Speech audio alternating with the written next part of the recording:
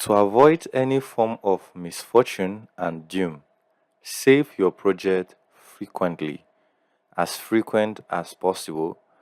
You may need to save your project every minute and every seconds if you are a desktop user, meaning your laptop or the computer you're using does not have a battery to sustain. But to avoid all the stories that touches the heart at all time, it is strongly advised that you save your project frequently. Now, to save project on QGIS, you go to project and you come down to either save or save as. You save if you have not saved it before.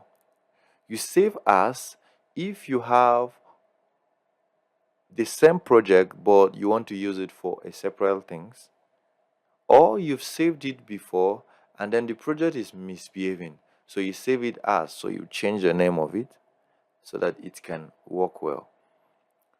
Or you save to if you want to make it a template, or you want it to be a Postgres, SQL, or an Oracle, or a Geo package. Okay, so for this, we've not saved this project before, so we're just going to say save. So you can either create a folder, or you have a folder already that you're working in, so you just navigate to that folder and you save the project. So let's say I'm saving NGA as the name of this project. Now we have this as QGIS file, and we have the other one as QGZ and QGS.